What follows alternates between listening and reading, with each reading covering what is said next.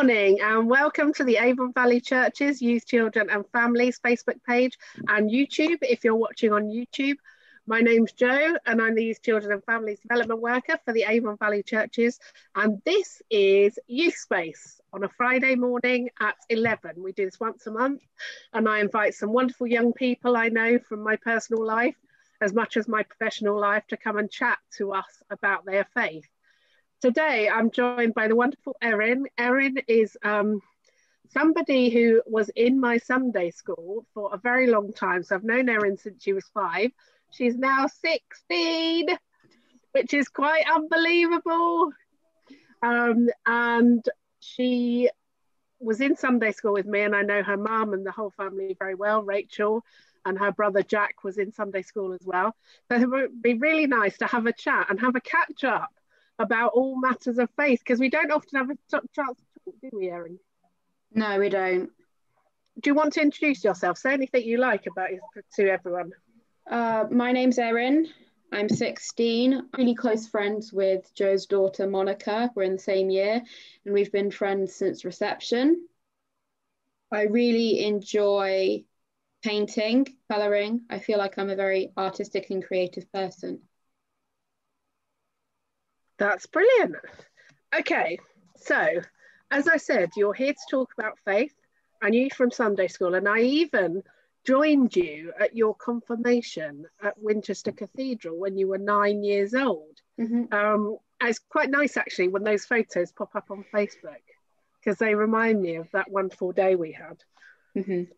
So if I was going to say to you, where are you on your faith journey right now?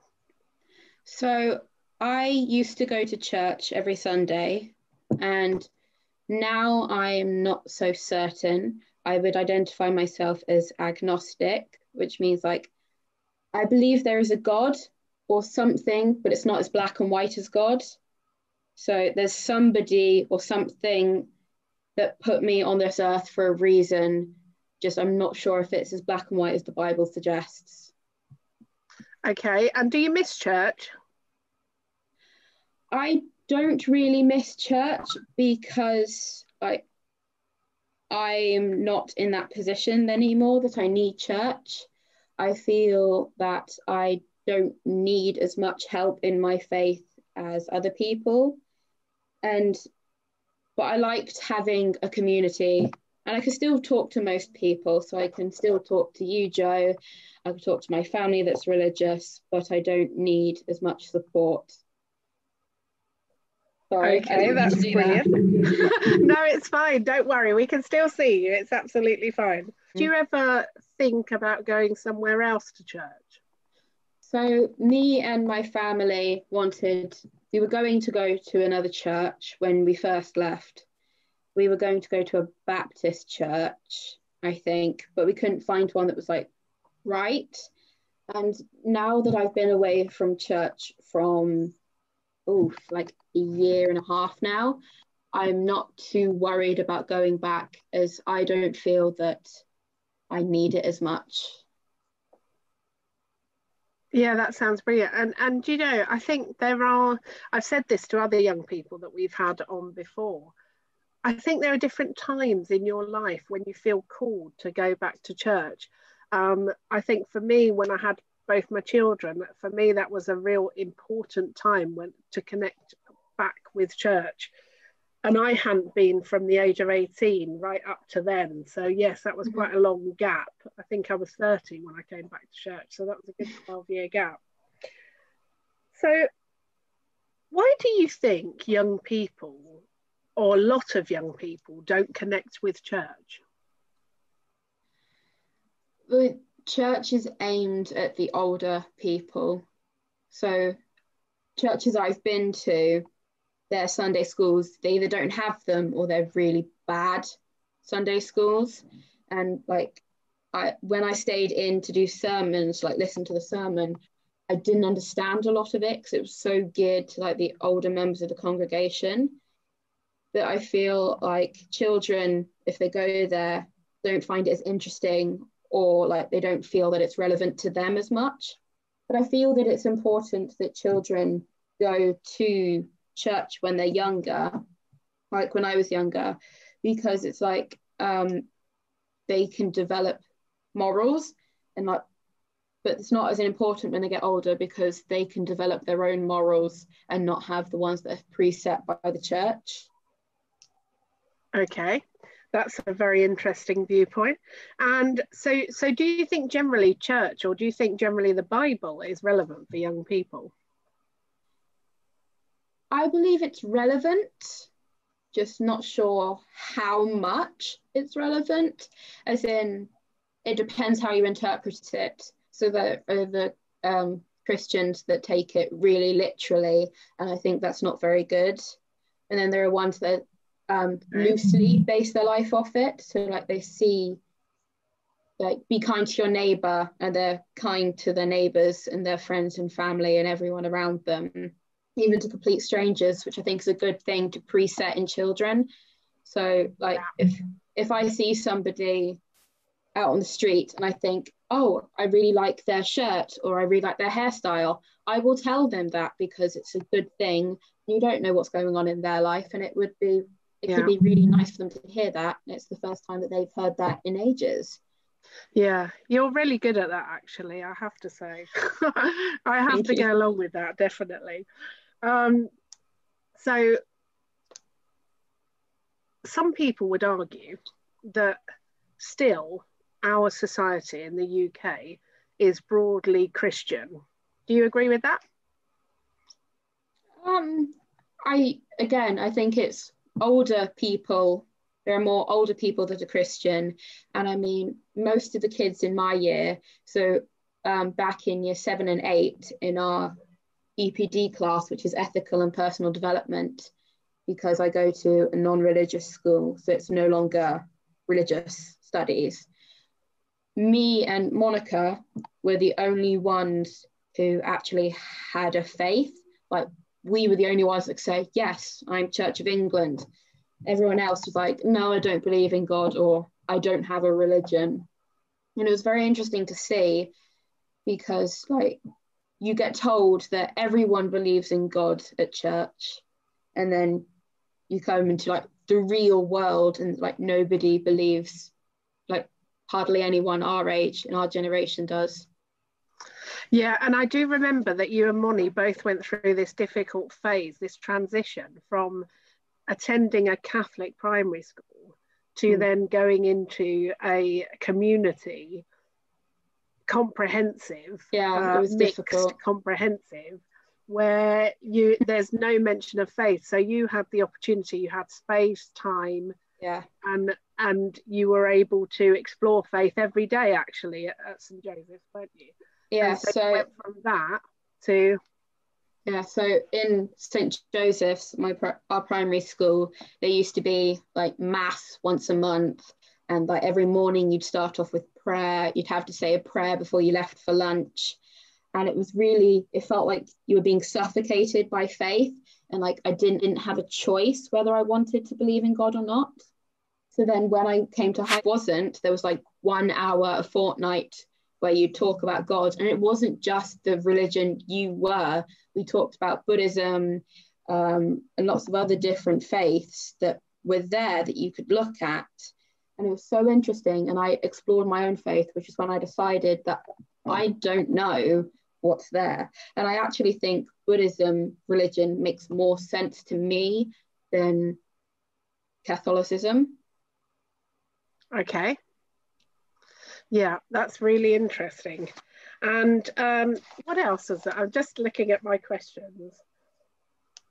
Is there anything, so if I was to ask you, is there anything that would make the difference to you, that would make you come back to church? Is there anything that you can think of? Oh, Bible 2, a sequel. That I'd come back to read that. But I mean, not really, as I feel that if I needed to, I can always find a place for my faith. There are Bibles in my house that I can read and I can look for answers. There's the internet. I still have contact with people from church that I could always ask. I have a religious family I can ask. Yeah.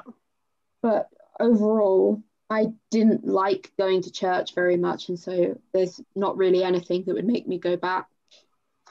Okay. And what do you think about online church?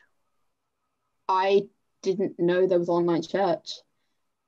Erin, don't worry. I'm going to share this post with you. Hopefully you're on Facebook so I can share it with you. And then you can like feed into all our online services, online messy church, online assemblies. Oh, goodness. Like we've got it all going on in Fordingbridge. You know, you haven't lived, seriously. Okay. I know you look forward to that, don't you? Yeah. So ready.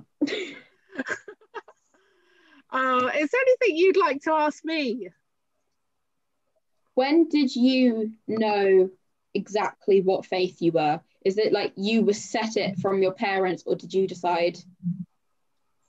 Okay, so this is where me and your mum, we had lots of conversations when we first met about faith. And I know she'll agree with me and she'll be nodding at this point in our interview. She's because, at work. Your mum was brought up very much in the faith. Mm-hmm. She knows every hymn that's going. If I say, Rachel, what's that hymn? She'll be like, blah, blah, blah, blah, and just start singing it straight off, you know. Yeah. She is remarkable. I never had that. I had literally no faith at all. And then I was kind of interested in it. And I always believed in a creator God. A lot of the world religions share that there is a creator God. And so I had a sense of that omnipotence, that much greater thing at work in my life, thing being whichever word you like to use. But for me, the turning point was knowing about Jesus. And actually, I walked that walk with your mum when we did the Alpha course together. And I remember saying to your mum, we sat there on Alpha and I said, this is just so... it's just not clever enough, you know, there's just like nothing to really get your teeth into. But actually that's the whole point of Alpha, is that it's not about being cerebral, you know, it's not about being clever, it's about understanding relationship or developing relationship. And that was the turning point. So when you think of the Trinitarian God, you think of God, yes, so some people can access God and they go, yeah, that's fine, I get that. Holy Spirit, get that. I got that. That was fine. For me, it was all about Jesus. As soon as I knew Jesus, that just changed everything. And I was, well, I can tell you exactly when that happened, 2011. So in my lifetime, it's not a long time. And then I look at my life now in 2020, 9 years later, and I go, look at what God's done in my life for all these years. That is like, it's so mind-blowing. Yeah. And that's why I'm even more of a believer, because every single place I turn, I just see yet another blessing, yet another wonder. Like I'm filled with joy on a daily basis. Yeah. And for me, that's a big part of having faith, is seeing joy and wonder, particularly at the darkest times. So that's my testimony that I share with you today. Lovely. But yes, I miss my chats with your mum actually about all matters of faith, because we used to have some lovely chats, but we're both working, doing our own things now, so we don't get a chance to see each other. I think she's just come back from work and I heard her coming through the door. Yeah. Does she? Well, I was going to say, do you want to get her? She can say hello to everyone. Yeah. Because I've just been talking all about her. Do you want to see? Hello. And now I'm just telling everyone at home, Rachel has joined us to come and have a conversation. I was just saying to Erin, we've just had the most remarkable conversation with Erin, which I hope to share with you very shortly. And I was saying, what is the thing that you probably miss about church as a family, like when we used to go together? It's the community, it's the feeling that everybody is accepted. Yeah, it's that going someplace to learn something as well, which we don't get very often unless you're doing it online. Yeah, I was just, Erin didn't realise online church was a thing. Yeah. I'm like, this is a huge thing. I have to share some page with you. It's fine. Tell Erin to come back because we've got to say goodbye, Erin. Come back, come back. Okay. Lovely to see you both today. Thank you for taking part in our conversation. You're and I look forward to seeing you soon. All right, Say bye to everyone. Bye.